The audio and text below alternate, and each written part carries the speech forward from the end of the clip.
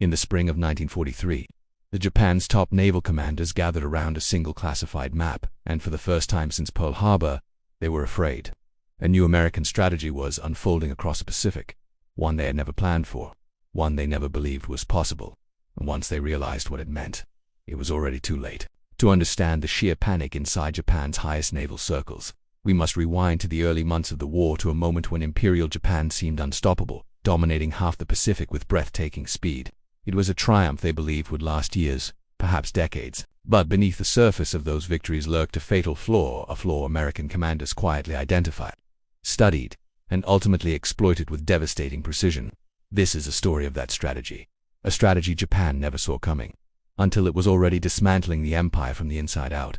By mid-1942, imperial banners flew over an empire larger than the Roman Empire at its height. Japan controlled the Philippines, Malaya and Singapore, Burma, Hong Kong, the Dutch East Indies, Guam, Wake, and numerous Pacific islands stretching thousands of miles. The Imperial Japanese Navy, the IJN, was at its peak strength. Their Zero fighters dominated the skies. Their carrier groups moved with terrifying speed. Their army crushed defenses across Asia, and inside the Japanese Naval General Staff headquarters in Tokyo, the mood was triumphant. Admiral Osami Nagano reportedly declared, "The Americans will fight, but not for long." But that confidence was about to be shattered. Thousands of miles away, in Washington, D.C. and Pearl Harbor, America was doing something Japan did not expect. They were not trying to retake everything at once. They were not planning to fight island by island across the entire Pacific. And they certainly weren't going to waste time fighting Japan where Japan expected them to attack.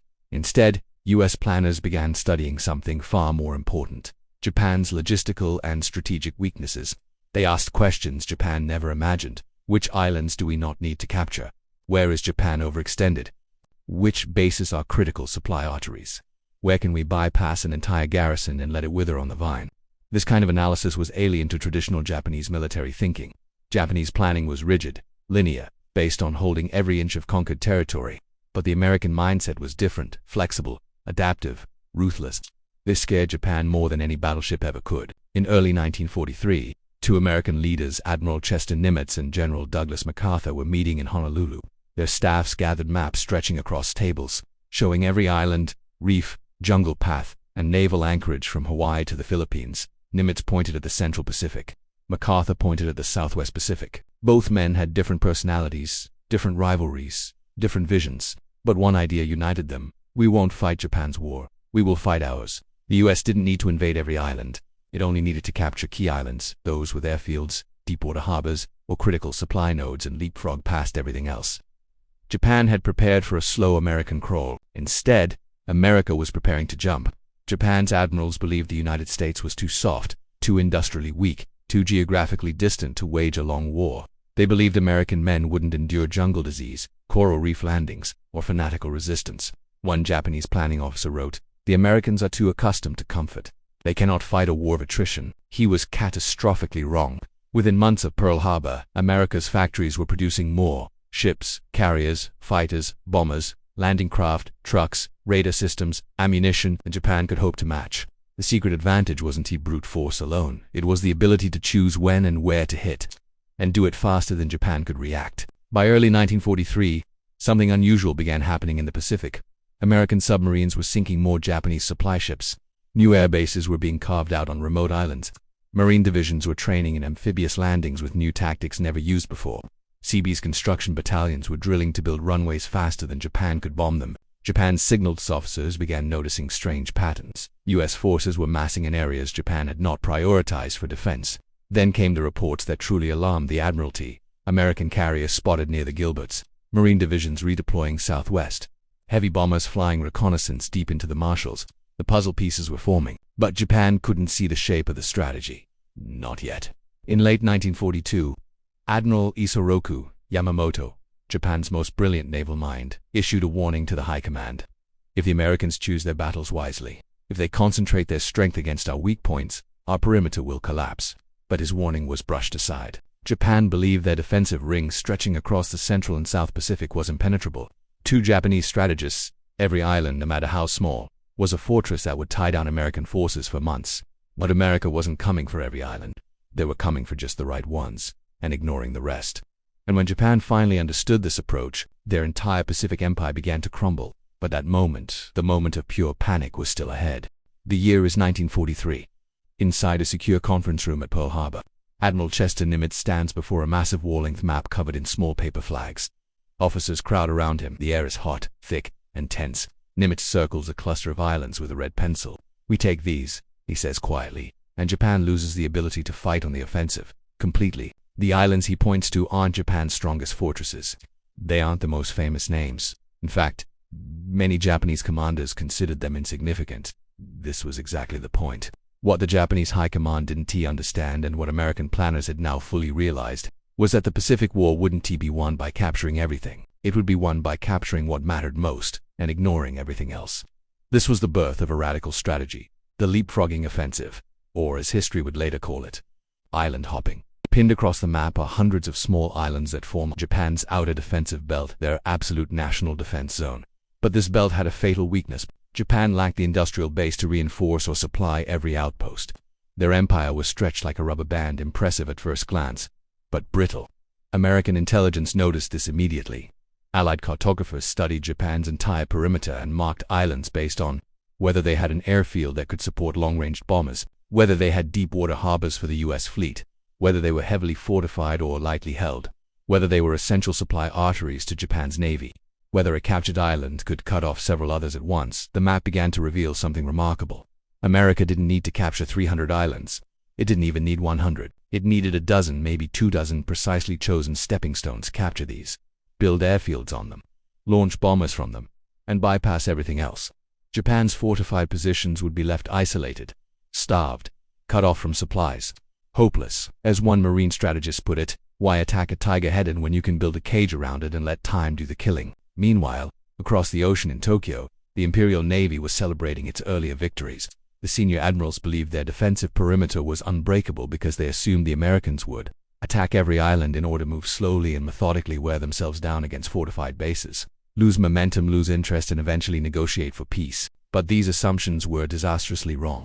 Japan's war planners fundamentally misunderstood American industry, American leadership, and American psychology. They believed the U.S. lacked the stomach for high casualties. What they didn't understand was that America had learned from every early defeat.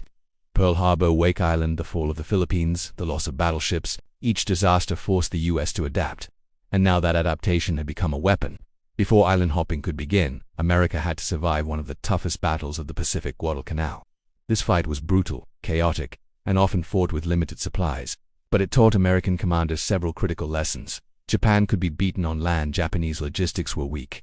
Japan couldn't replace experienced pilots. Holding islands required enormous Japanese resources.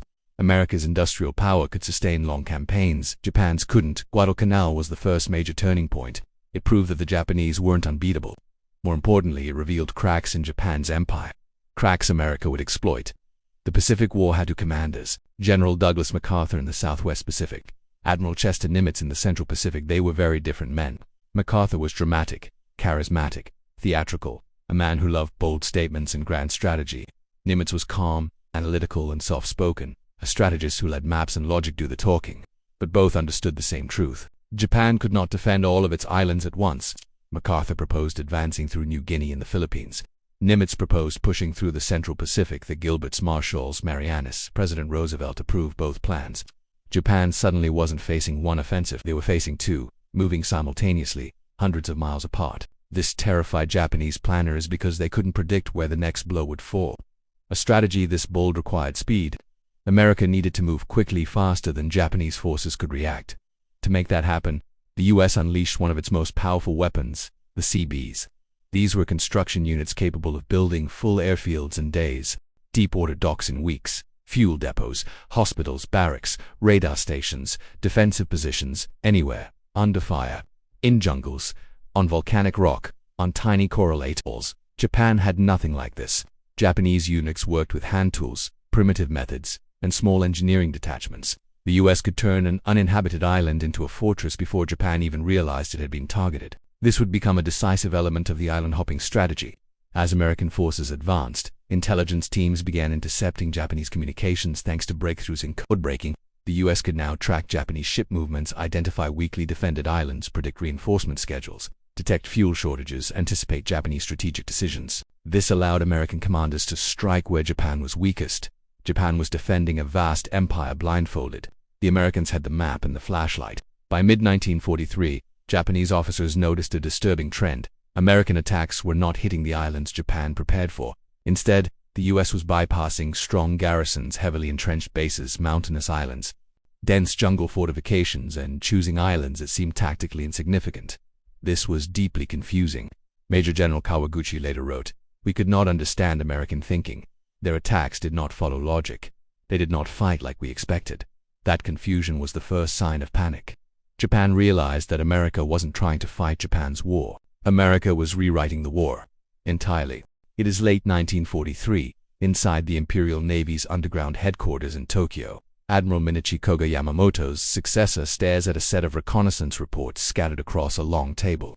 The maps show something impossible. The Americans are skipping entire fortified zones. Betio, Tarawa, Macon, attacked. But other islands Japan had spent years fortifying, untouched. At a meeting with his senior officers, Koga slams his fist on the table. They are not behaving logically. The room falls silent. For the first time, Japanese admirals begin to realize that their entire Pacific defensive architecture, the one they believed was impenetrable, is being kept bypassed, rendered irrelevant. What they had built with blood, sweat, and manpower was being made useless, without a fight.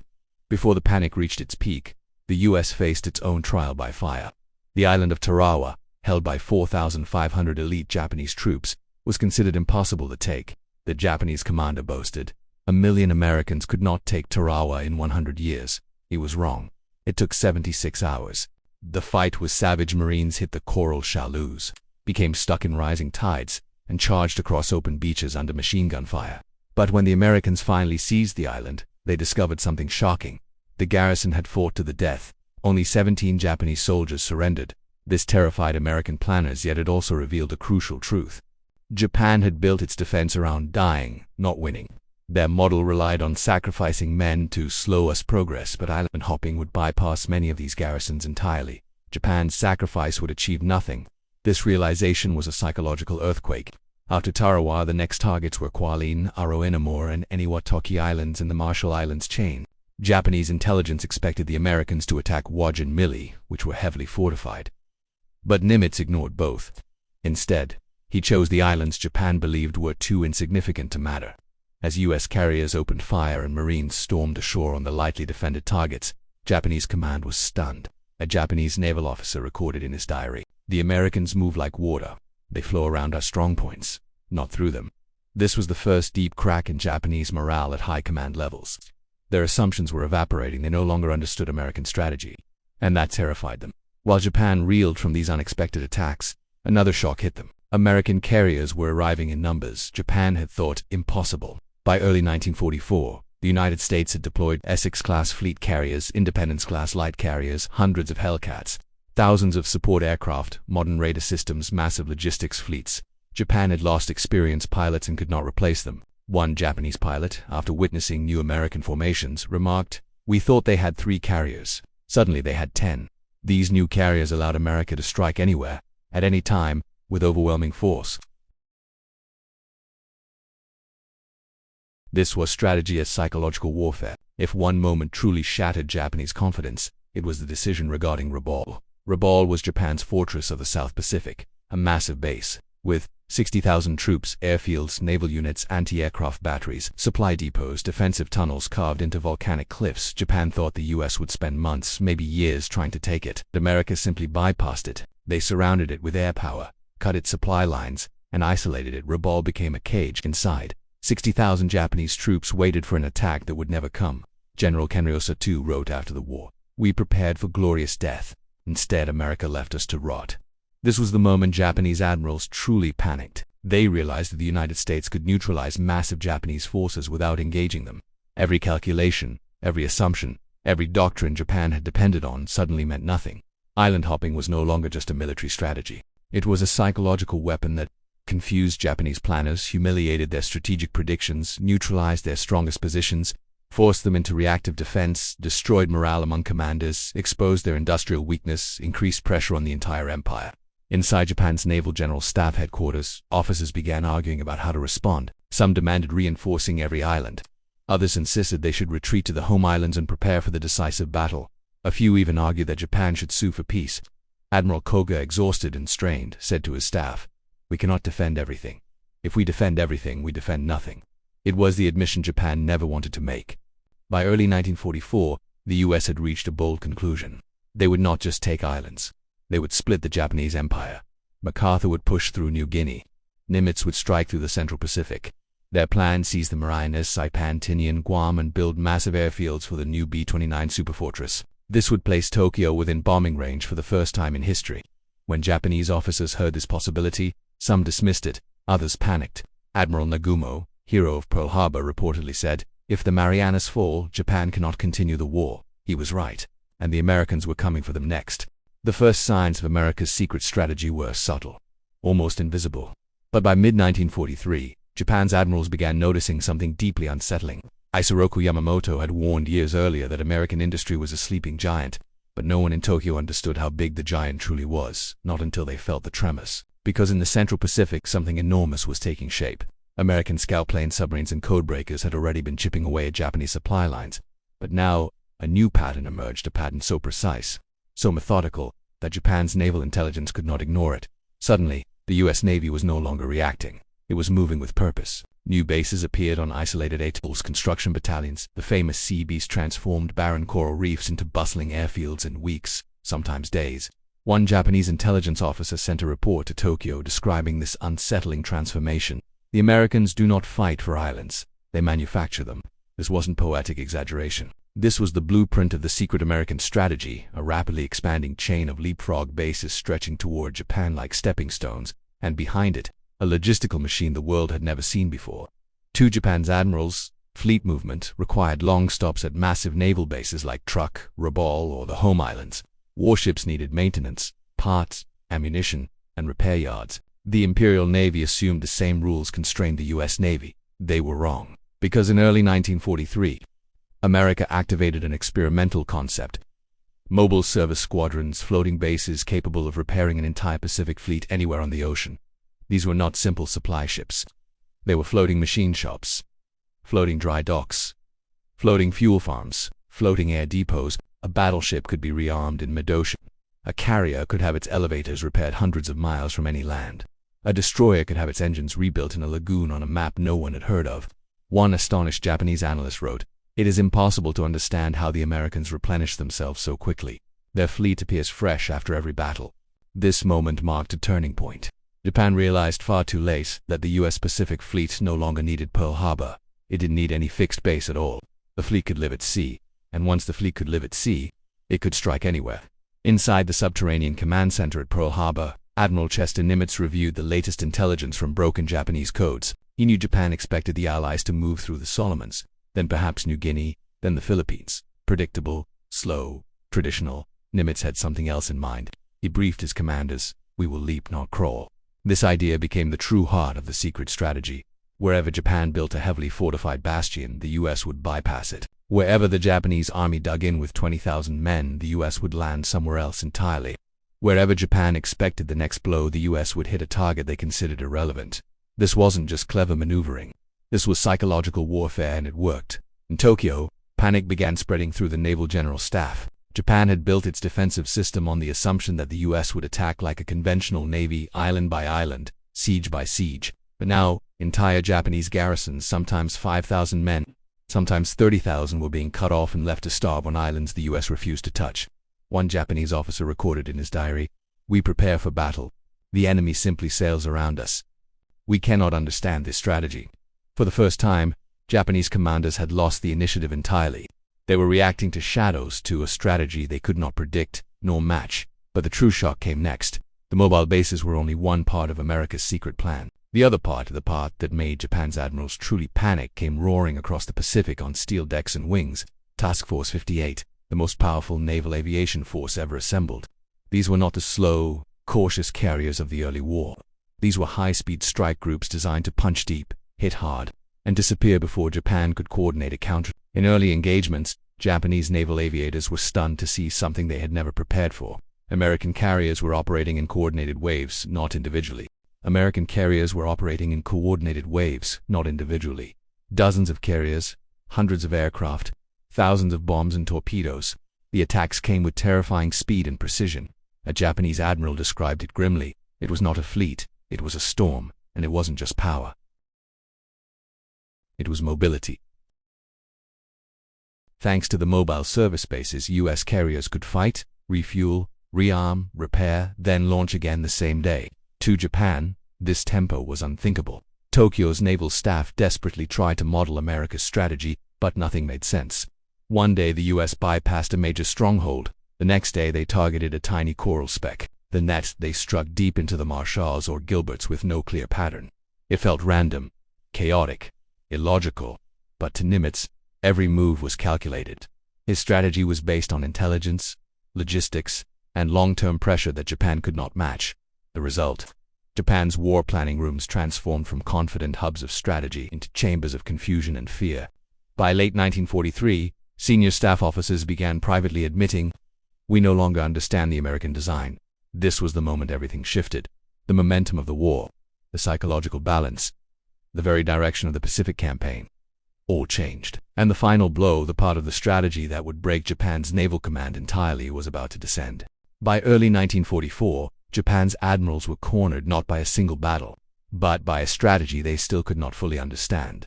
The Americans weren't just advancing, they were accelerating, and nothing prepared Japan for what came next. Japanese reconnaissance struggled to track America's rapidly moving forces.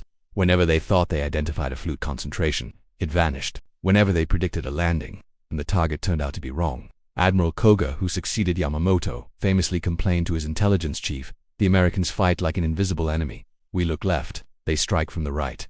Then, suddenly, multiple American task groups materialized from storms and cloud cover heading straight toward the Marshall Islands. Japan had expected an attack on more heavily defended territories first. Instead, the U.S. shattered every prediction. This moment marked the beginning of the climax of the Pacific campaign, and the moment America revealed the full power of its secret strategy. The assault on Quilin and Aranamor hit Japan like a thunderbolt, not because the islands fell, Japan expected that, but because of how they fell. Japan watched helplessly as America demonstrated a level of speed, logistics, and coordination beyond anything in military history up to that point. Here's what terrified Japan. 1. The invasion force moved too fast. Before Japan could reinforce the Marshalls, the U.S. was already landing. 2. American carriers were delivering massive sustained airstrikes every few hours, something Japan had believed impossible. 3. The U.S. built new airfields on conquered islands within days, giving American bombers instant reach deeper into the Pacific. Mobile service squadrons sailed into lagoon anchorages and turned them into floating naval bases. In Tokyo, senior officers stared at reports with disbelief. One admiral remarked, "We have miscalculated the enemy's capabilities in every measure: speed, production, firepower, and supply." The Marshalls were supposed to hold for months. They fell in days.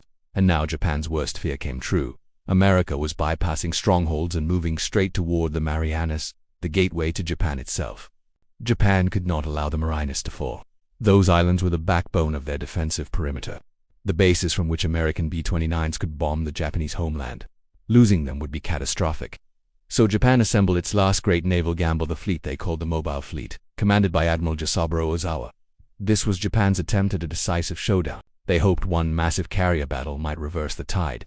But they didn't realize America's secret strategy was designed precisely to break Japan before such a battle even began.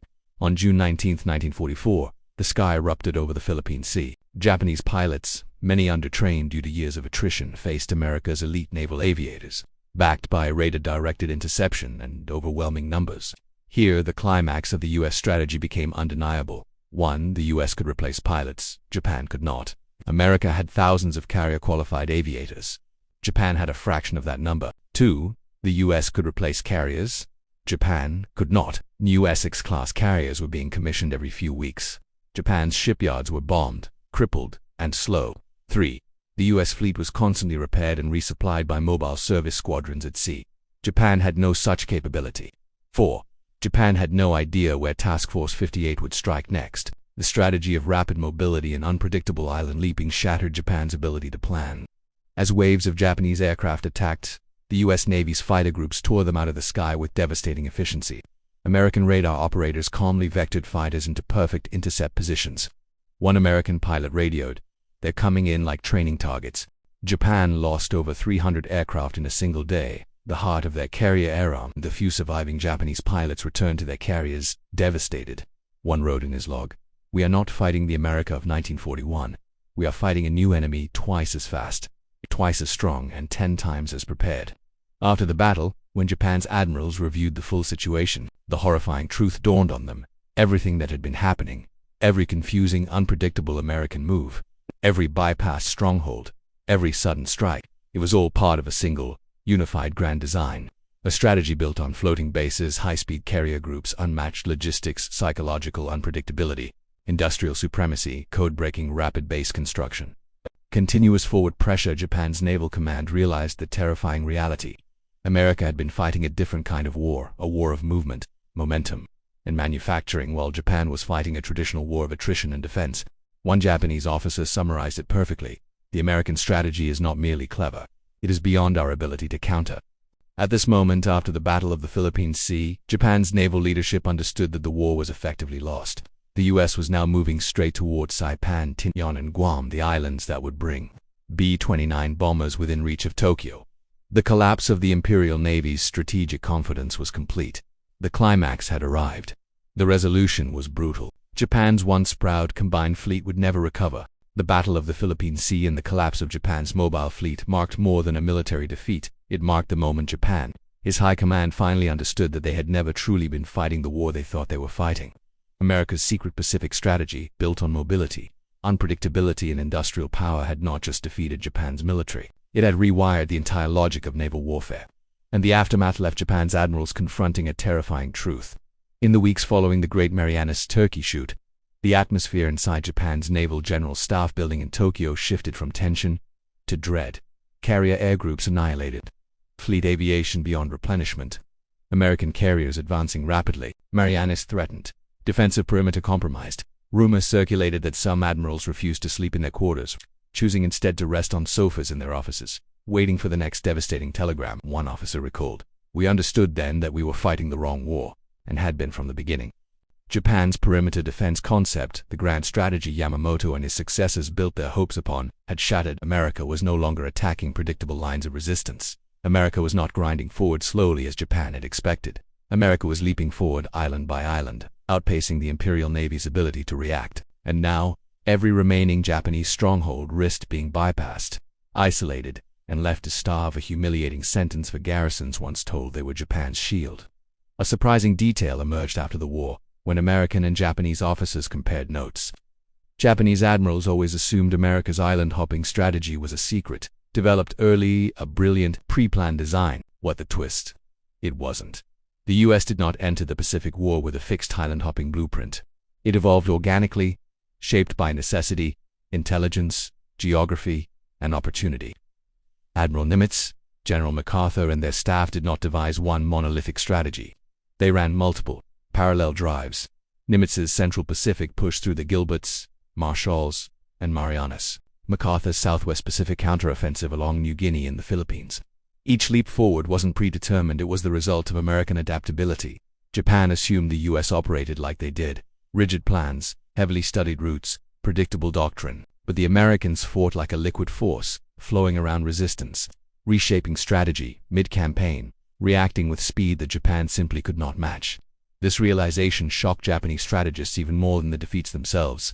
One Japanese historian summarized their shock after the war. "We prepared to fight a chessmaster. Instead, we fought a river." Japan had built its defense for a predictable opponent. Instead, it faced the most flexible, fast-learning military machine the world had ever seen up to that point. Saipan, Tinian, and Guam fell in the summer of 1944. Each island's capture confirmed what Japan's admirals feared. The road to Japan was now open. American engineers quickly turned the Marianas into the largest forward bomber base of the entire war. By late 1944, B-29 superfortresses filled the skies over Japan. Cities were firebombed, factories were destroyed, logistics collapsed. The empire shrank under constant assault. The shock that began in the Solomons and spread through the Marshalls now hit home, literally. One Japanese staff officer wrote in his diary as B-29s thundered overhead, "The Americans did not just surround us, they enveloped us." This was the final devastating proof of America's Pacific strategy. America's island hopping didn't just defeat Japan. It changed the future of warfare. 1. Mobility beats fortification. Strongholds mean nothing if your enemy simply goes around them. 2. Logistics win wars, not just battles.